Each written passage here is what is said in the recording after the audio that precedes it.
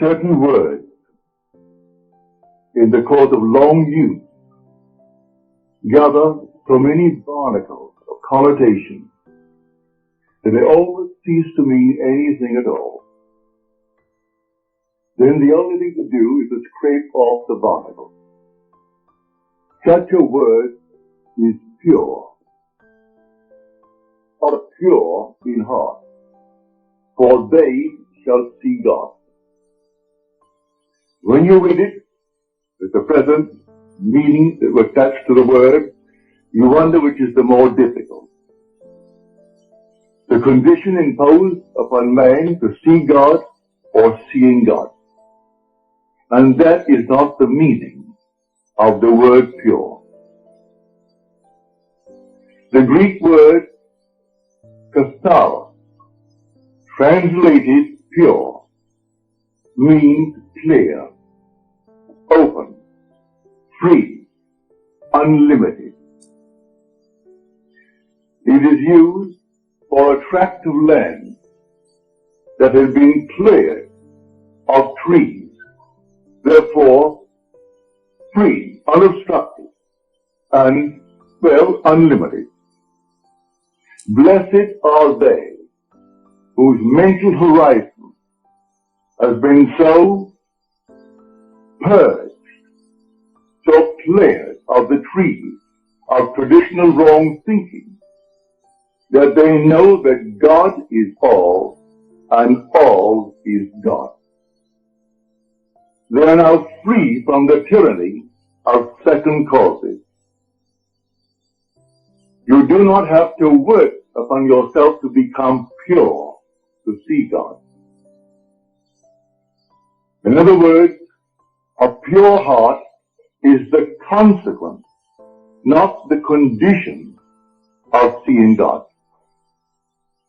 The moment you see God, your heart is purified of all secondary causes. And you can turn to the left or the right or to anything in this world, for you've found the only source of the phenomena of life. Now, the word see, or this is taken from the Greek. The words see and to know are the same word in Greek. Here we are told that if I am pure in heart, and only if I am pure in heart, I will see God. And yet in the same gospel, I am told that no one has ever seen God. The only Son, who is in the bosom of the Father, He has made Him known. Then I am told, no one knows the Son, except the Father. And no one knows the Father, except the Son, and anyone to whom the Son chooses to reveal it. You can take the words see and know, and they're interchangeable. No one has ever seen God. No one knows God. But the Son, who is in the bosom of the Father, He has made Him known. I can tell you the thrill and the shock in store for you when you are revealed as God. I could tell you from now to the ends of time, and I cannot persuade you to the point of real conviction. It takes the Son to convince you. And when the Son stands before you, everything is done. At that moment, you for the first time know God. And you see Him only by knowing Him, because to see and to know are the same in Greek.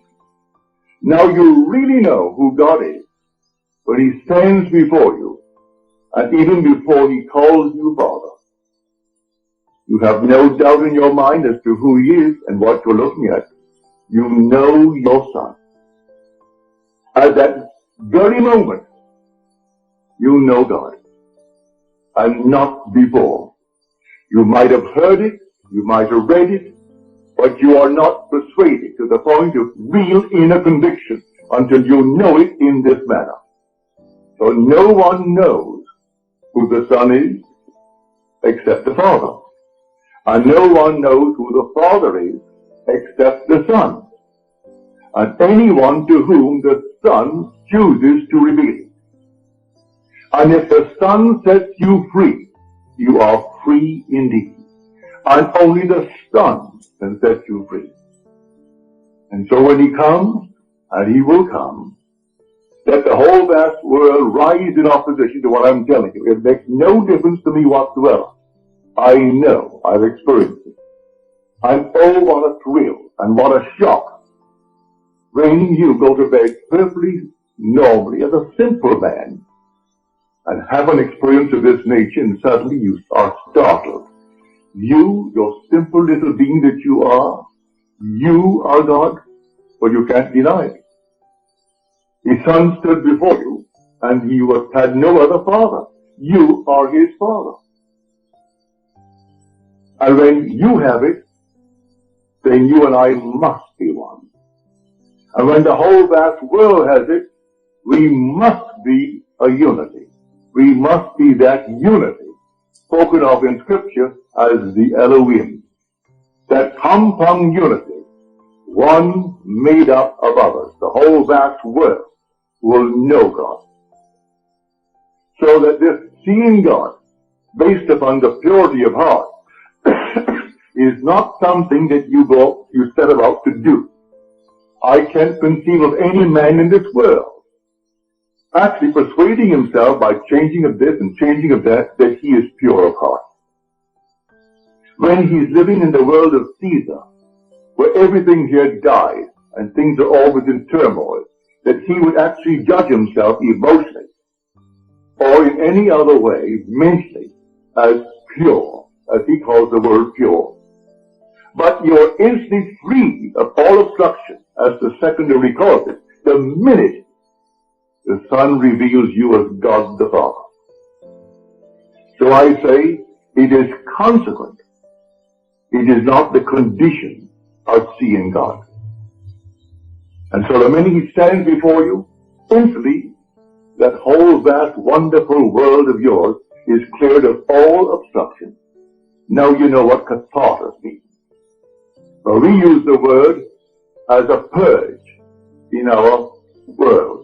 We speak of a cathartic. That's the root of the word. To purge, to open, to set free, to completely leave open a channel so there's no obstruction whatsoever. Not one tree can stand in its way. And so when this track is completely cleared, and it's cleared the minute you see David, at that moment there is no other cause. And until that moment I turn to this, to that, and to the other, these secondary causes, and live in a horrible state, for that is the greatest tyranny in the world, the belief in secondary causes. So here, the word pure, let no one frighten you that you've got to set about to purify yourself as the world thinks that is pure. Because who knows the secrets of a man but the spirit of a man? So who can look at a man and say he's a pure man? How does he know he's a pure man? By his standard of purity, no man is, including himself. But by scriptural standards, the minute you see David, and David reveals you as God the Father, then all the trees, all the obstructions, everything in your world that came between you and self disappear, and you're the only cause of the phenomena of your life. And you go through life now, simply bringing into your world the things that you would like to entertain in your world.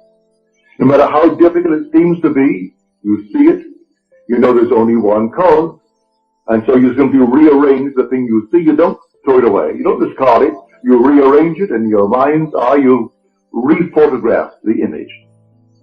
And re-photograph the image, then let light develop that negative and produce it on the screen of space, and it will. So here, blessed are the pure in heart, that sixth beatitude, which seems so difficult to most people to interpret.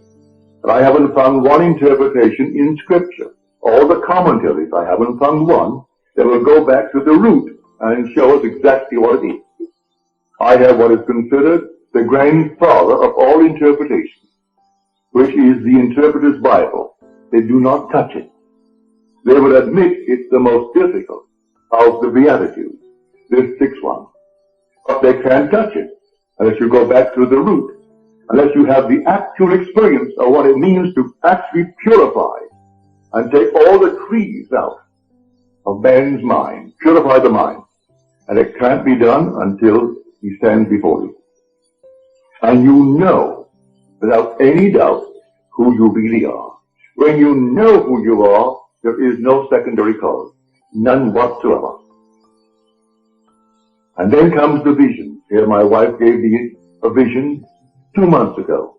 There was no occasion to tell it, but it would fit. She said we were in this fantastic, magnificent, enormous apartment in a palace. And we were the gateway into a new age. But the age in which we were was a police state. And we were constantly being searched, but we were not molested. We were completely free, not one little bit ever happened to us.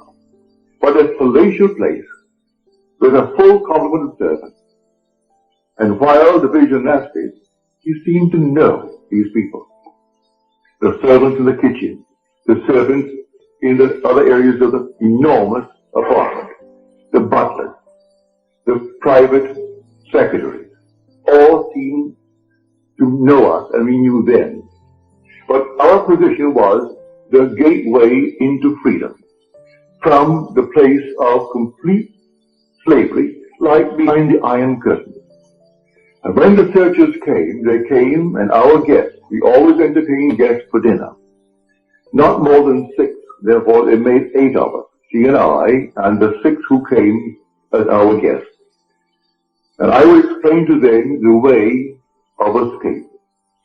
I would tell them the one and only way into freedom.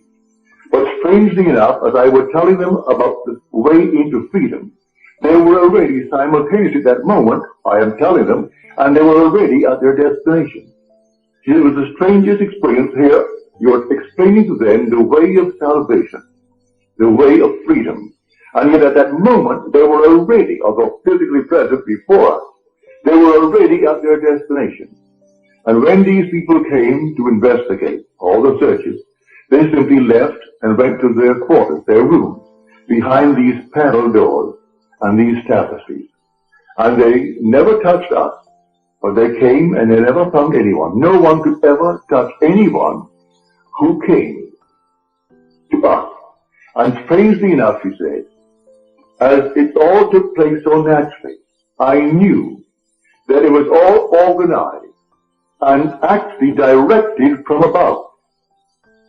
That we were the gateway, explaining the way. But from above, everything was organized, and there it was directed. So anyone who came to us for the escape were brought to us by those who directed the whole thing from above. Here is a true picture. No one comes unto me save my Father called, though I and my Father are one. But that depth of my own being does not let the conscious surface mind know who he is calling and when he is calling. Rarely will he let me know that this one is coming, and he comes in a month, he comes sometimes in a year. But they will tell when to expect it. But normally I am not advised as to when, but the one who speaks is always my own being, is from the depths of my own soul, who is telling me. And he will come, or she will come, or they will come. And sometimes they are even late in the coming. But the Father is not wrong, because man still is free not to come. In my own case, when a friend of mine who was just 1 year short of graduating from Fordham University as a Catholic priest, he inherited $2 million and proceeded to lose the entire thing in 1 year on Wall Street. All that he saved was some beautiful paintings that his father left him, and an old Packard, It's all packet car. He should have burned the thing up. But when he would sleep on the park bench because he had no money, he paid $10 a month rent, storage, for the car to be out of the weather. But he lost his $2 million because he did that. When he told me he met a man that I would enjoy meeting. And this man, he thinks, would like to meet me. He thinks we had much in common. Well, because he told me I wouldn't go near the man. I postponed going near my friend Abdullah for 6 months. And then I ran out of excuses. I had no other excuse to give him. And this Sunday night I said, all right, Dave, I'll go with you. And so I went with it. I came through the door and took the first chair, and the meeting had just begun. And Abdullah broke the meeting as he started to talk to those who were present. He broke the meeting and he came over to me and called me by name. He said, Neville, you are late. You are 6 months late. And I said to him, well, I've never seen you before, and I had no appointment to see you, so how could I be 6 months late? He said, the brothers told me you were coming, and to expect you, and that's 6 months ago. Well, it was 6 months ago, and I postponed it and postponed it and postponed it because I had no trust in his judgment of anything that would interest me. Because the man in my eyes was a failure, a complete failure, and I judged by appearances. And he tried to get me to come to meet a man that really was very influential in my life. So I know from my own experience when it actually happened to me, when someone is coming into my world, I know, and they too may delay. They may have certain little barriers, little trees to overcome. But the real overcoming of all the things is when it is revealed to you who you really are. Then all the things that obstructed your view up to that moment, they vanish completely. So that it is not something you've got to make happen in order to see God. Seeing God removes all the trees. Therefore, this so-called pure heart is the consequence, not the condition of seeing God. So when we read in Scripture that no one has ever seen him, only the Son reveals him, it's true. I can see I am. I can see I am's manifestation. I see the necessity of a creative imagination clothing itself in concepts of itself. And I can see myself clothed in concepts of myself. When Scripture speaks of David, this is he, rise and anoint him. And then the Spirit of God came mightily upon David from that day forward. What does it mean? He's clothed with David. But then who is David? You are David. You're doing the will of your Father. He'll put you through all the furnaces of affliction because he cannot give his glory to another. How can I give my glory to another? He can't give it to another. He has to make it. You himself. And so he clothed himself with David, as he clothed himself with Gideon. He clothed himself with you, and you are doing the will of your Father. So I have found in David, the son of Jesse, which is I am, a man after my own heart who will do all my will. You are doing your Father's will. But everything that you've imagined, you are doing it. And when you look into the world and you don't like what you are seeing, don't. Maybe you haven't cleared it yet, because you're not completely cleared of the obstruction until you know God. When you know him, because the Son reveals him, then you know God and you have no obstruction. Until then, there are still secondary causes. And you will say, well, now, he did it, or she did it, or they did it, all the conditions did it. Today we have a depression. We have a recession. We have unemployment. And so we turn to all these secondary causes for our present restriction or failure. And it isn't that at all. Someone is ill, and they blame a condition. It's not the thing at all. I can tell you of numberless things that would contradict completely the findings of so-called science today, and blaming this, that, or the other for a certain effect. And I could turn to just as many on the opposite side who never did the things that they claim you must do in order to have the effect, and they ask, then why? Why does this happen to this crowd who never subjected itself to the test that you have given, and yet they have the same offense? We are emotional filters, and we bear the mark of our prevalent emotions. So what is that prevalent emotion that you and I are entertaining morning, noon, and night? I can entertain the limitation of failure. Or I can even get into a cycle, so that at every season of the year, at a certain season, it could be spring, summer, autumn, winter, where things seem to go down. And year after year, they will go down.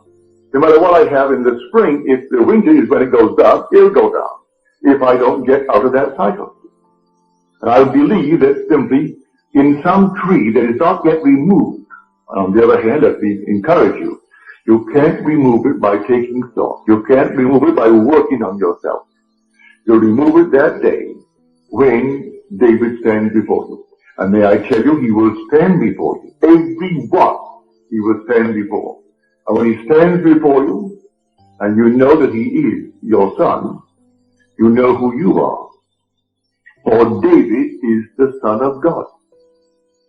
There is no other Son of God, if you read the Scripture correctly. When you know how to read Scripture, you must see that when these evangelists, Matthew, Mark, Luke, and John, and they're all anonymous names, when they wrote their gospel, they were not writing biography. They were writing theology. They were not writing secular history. They were writing the history of redemption. It's all the difference in the world. Men not knowing this, they read it as secular history. And they think here is the biography of a man called Jesus. The whole story of Jesus, from his birth through his ascension into heaven, is, to those who understand who he is, a sign granted by God to those who will receive it. But the signs of God's wonderful redemptive activity were not the signs that Israel was expecting. Therefore, they completely rejected it. They would not accept it. When I tell you, this is what it is. You are born from above, and you are born in this manner. And you rise from the grave, and the grave is your own wonderful being. It's your own skull. Then, if you don't believe that because of the trees of false teaching, well then you'll reject it. I'm telling you the truth. But if you've been conditioned through these traditional wrong thinkings, these trees must then be removed. I can aid you to take a few out, but they will not all go until that last one when David stands and confirms all that I tell you. So all that I have told you and all that I will continue to tell you is simply in Scripture, but it is not biography. It's theology. It's simply the knowledge of God and God's way of redemption. That's the entire story. But if I take it as the world takes it, as biography, and simply secular history, well then I miss the point completely. So, you will see God, and when you see Him, you will say within your heart, but I didn't think myself qualified. For you don't feel any change. You are so capable of a violent act the very next day, if someone should injure the one you love. If someone this very night injured my daughter, or my wife, or those that I love, I am quite capable of the most violent act, and yet I am free of these trees of traditional wrong thinking. And that means I am pure in heart. But I make no claim to the purity based upon man's concept of purity. It has nothing to do with any purity as the world thinks it. He turns to the harlot and says that the one who has no sin, let him cast the first stone. And from the oldest to the youngest, they all left, because none felt within themselves good enough to cast the stone. Because he interpreted the entire story as a psychological story. That if you lust after a person, well, the act has already been committed. You may restrain the impulse, but he tells you that isn't good enough. But then who on the earth could stand before me and tell me he's never had the impulse? Unless he was castrated at the time he was born, and then he doesn't even know, so he could restrain nothing. He has nothing to restrain. If he was removed at birth from the possibility of lusting, but if he was not removed at birth from that possibility, then he will stand before me and tell me that he is never lusty. And I will say, well, you're a liar. As far as I'm concerned, you're a liar, whether you be male or female. And so, that you've never had the impulse to get even. Don't tell me you haven't. Don't tell me you haven't had the impulse and still are capable of the impulse to hurt if someone should hurt the one you love more than you love your own self. And yet, you are pure in heart the day you see David. For the minute you see him, you know the whole vast world has collapsed as far as you're concerned. The whole thing has collapsed. And now you no longer can turn to this, that, and the other and blame it or praise it for anything that's happening in your world. You are simply within yourself. You are God himself. You are the God, creating good, bad, and indifferent in your world. A friend of mine in the audience tonight, he said, I had this vivid dream. My wife and I, and here we are, and the world is coming to an end. The whole thing is coming to an end. It began to shake. A wind, the unearthly wind came up, and then the rain like a flood, and then the earth is shaking. And I said to myself, well, the earth has gone out of orbit. I wasn't afraid of death, and my wife, she wasn't afraid of death. But I thought the whole thing was simply coming apart and coming to an end. That's a wonderful adumbration. Read it in the 13th chapter of Mark. Read it in Matthew. You see these buildings? Not one stone will be left standing upon the other, but it will be turned down. That's when the Son of Man is coming. That's the end of the age. Well, in your case, you had a most wonderful adumbration. And you're not given these adumbrations when you're far removed from the actual event. And this thing happens to you, be watchful. It's coming. This is simply a foreshadowing. In a not altogether, I was conclusive way, no, the way you saw it, but when it happens, when the whole thing collapses, and the ideas by which you lived in the past, you no longer live by them. You just can't live by them. Nothing external, the whole thing is internal. The whole drama of life is a psychological drama, and now you know it. So your vision is perfectly marvelous, perfectly wonderful. Others are finding themselves interwoven in their lives. 2 and 3 and 4 together, all interwoven as though this thing has been going on and going on over and over again. It has been going on. Before the world was, we were one, and yet individualized. We were brothers, greatly in love, a love beyond the wildest dream of man. And we deliberately and purposely came down into this world of horror for a purpose. And as the poet says, when we are so curious about why are we here, he says, be patient. Our playwright will show in some 5th act what this wild drama means. So here we have it in 4 acts, like the 4 corners of the universe. Wait, be patient. In some 5th act, he's going to show what the wild drama means. And it will be beyond the wildest dream of man, the glory that comes out of the horror to which we go here. What has to it? You and I agreed to dream in concert, and we haven't violated that pledge. We still dream in concert. So we can share the same room, share the same events, see them a little bit differently, because through different eyes, but the same event. We see it just a little shade differently. So when you read scripture, don't take anything for granted. For this simple little statement, I've heard so many ministers from the pulpit take that 6th beatitude, and they made, well, the strangest thing out of it. They frightened the people to death. But they went through that door after the service, and they wondered how on earth would I ever see God. For they knew in the depths of their soul, if they had to be pure, as he pointed out what they had to be, well, then you could never see God. But you'll never see him, say you see him through the sun, because you are spirit. You don't look into the mirror and see God. You see him in his Son. Thou art my Son. Today I have begotten thee. And as you're told, if scholars are not convinced that the 2nd Psalm is that of David, but read the 4th chapter of the book of Acts. And you say, O sovereign Lord, creator of the heavens and the earth and the seas and all therein, who by the mouth of our father David, thy son, did say, then he quotes the second psalm.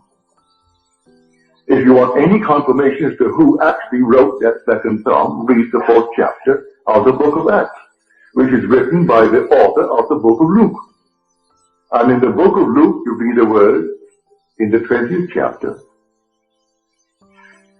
Why did David in the Spirit call him Lord?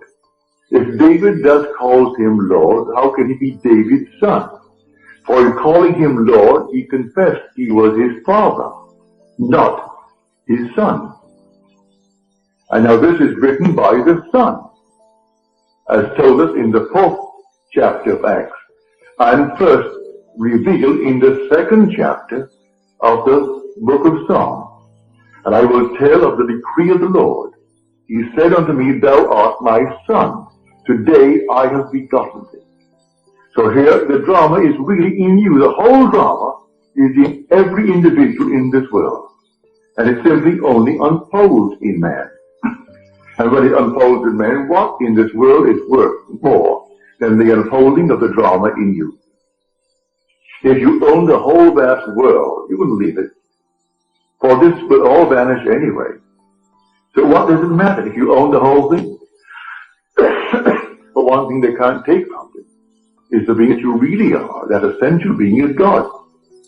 But if you don't know it, well then it's like a fabulous fortune of which you are totally unaware. Therefore it is non-existent. It means nothing to you if you're totally unaware of it. But when you are aware through the Son that you are God the Father, then you are set free. For if the Son sets you free, you are free indeed. Now he said, I will be with you a little longer, and then I go to him who sent me.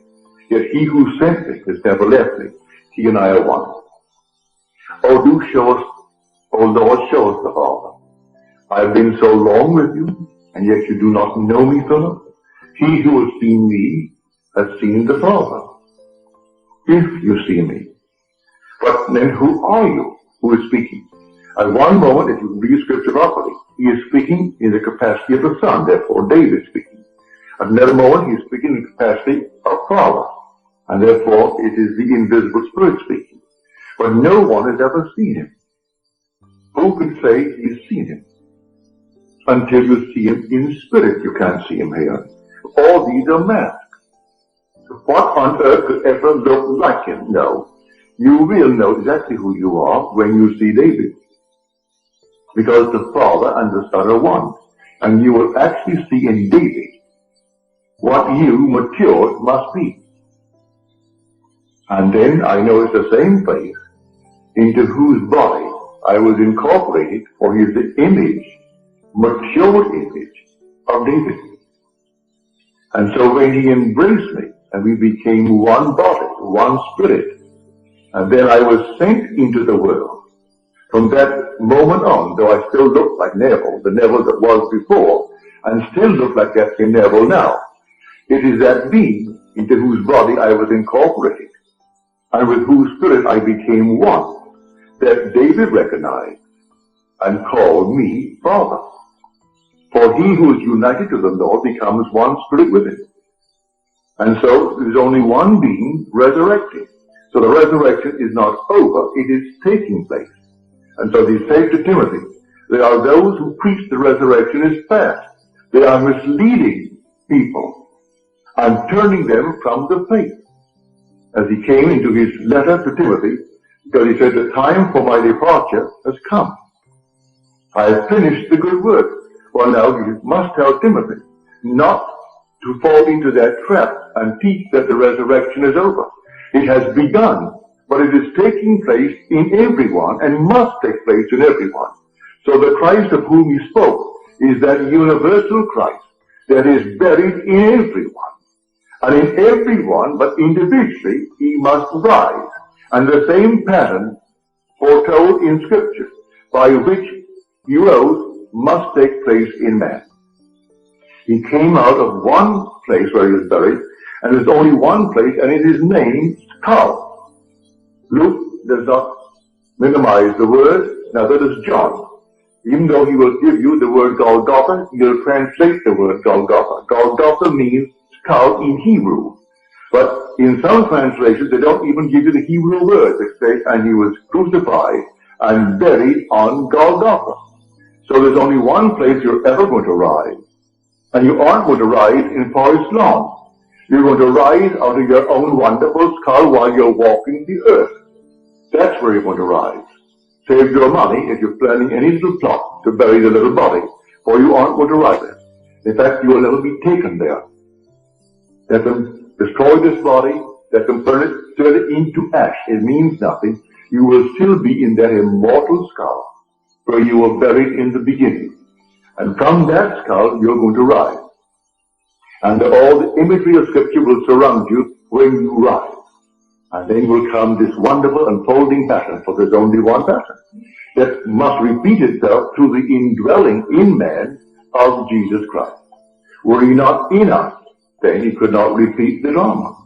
But the same thing is told in the gospel. That same drama unfolds itself in the individual. And he is the Lord, who is the Father of the only Son, and that Son is David. So when you read the story, if you have a concordance, and I recommend if you don't have one, and you plan ever to get one, the best that I know of is Strong's. Strong's Concordance. It's exhaustive. It has every word. Don't buy the metaphysical concordance, the metaphysical dictionary, these things. That's all, well, speculation.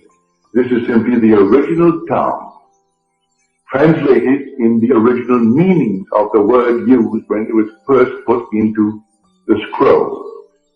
Now you can take from this many definitions. For instance, we took tonight the word see. Well, one definition given in concordance, in Strong's Concordance, is to show self, to experience.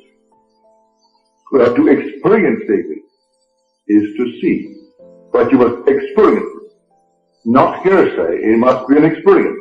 So that is to see. And so he who sees the Son, then knows the Father.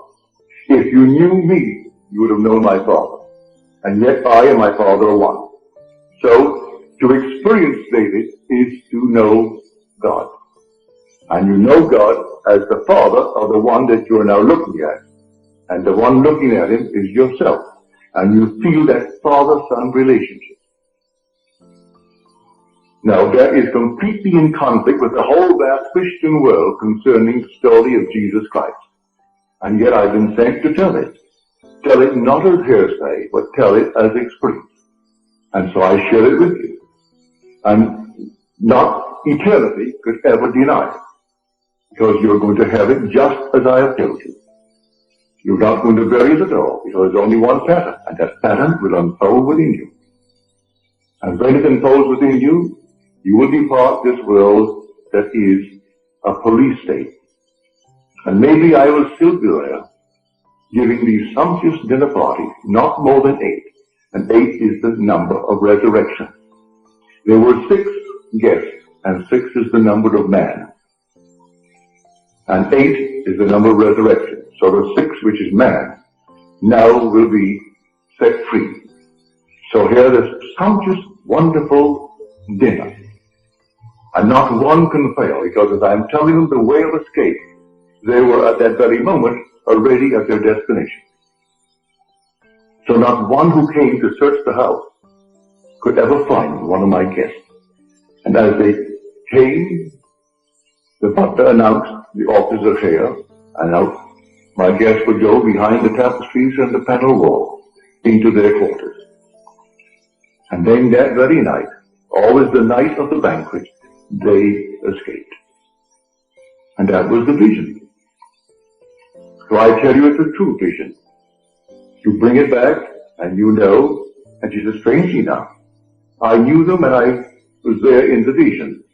But on waking, you were the only one that I really knew.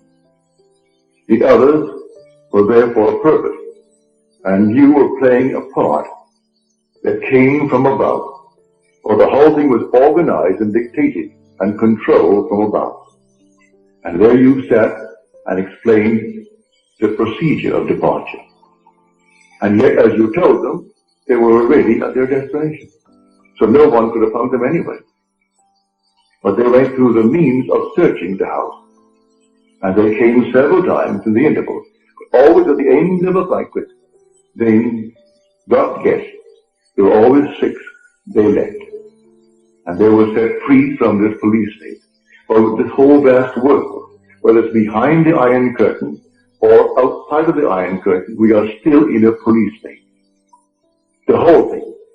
And it's an escape from this world, this age, into that age, where I played the part of the gateway, explaining how it's done. Well, I'm explaining it now to you, how it's done. You are here dreaming the dream of life. And the day will come, and come suddenly, like a thief in the night, no warning. You will have adumbrations, like my friends, with the world coming to an end, and the whole thing is taking place around it. You will have an adumbration like that, or something similar. But the actual thing, when it does happen, will take place all within your skull. And a vibration you think, or you will interpret it to be final. You wonder how you could ever survive what is taking place now.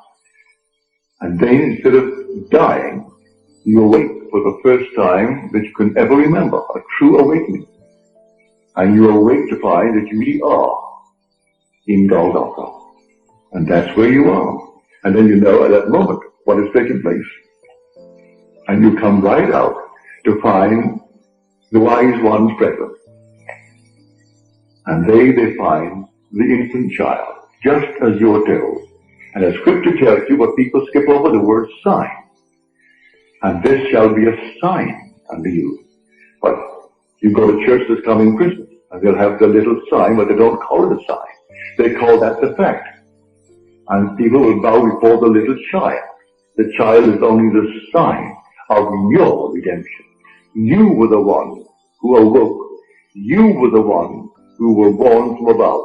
And you are the one of whom the evangelist wrote. That Christ in you is the one of whom they speak. And the whole thing is told there, you experience, and the whole story is your story. But as you read it, and as it's interpreted by those who talk from the pulpit, you will never know it. And they wonder why they're still so confused today. It will go on and on and on, until actually man comes to the truth of it all. And he comes to it from within himself. So to go back, if you have the concordance, don't take anything for granted. Just simply turn to the word, look it up. You need not know one word of Greek or one word of Hebrew. It gives you a number. You look up the number. If it is in the Old Testament, you look up the section under the Old Testament for definition. If it is in the New, you turn to the Greek. And you look it up under the Greek. And it takes the number. It will show you the Greek word and the pronunciation of the word. But you need not bother with that. Look up the number, then take the definition as given you, not in Greek. It defines it in your own tongue, in English. And you will see how many definitions of the one simple word are there, and why they chose the one that they did. So, blessed are the pure in heart, for they shall see God. And the pure in heart is simply the consequence, not the condition of seeing God. Seeing God produces automatically, instantly, the pure heart, which is nothing more than the purging of the mind of all beliefs in secondary causes, clearing the mind of all obstructions, leaving you completely alone, that God is all that there is, and all is God. Now let us go into the silence.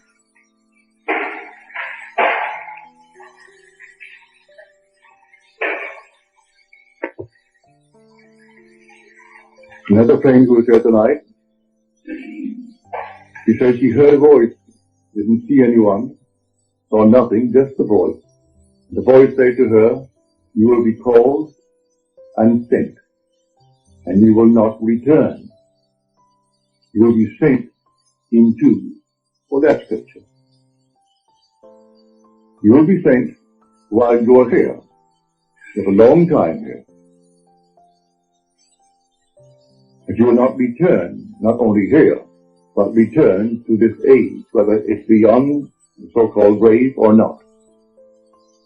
You will not return to this world, terrestrial world. But you'll be saints in pairs, but you're told that in Scripture. And they came back, the 70, but they're all sent out in twos.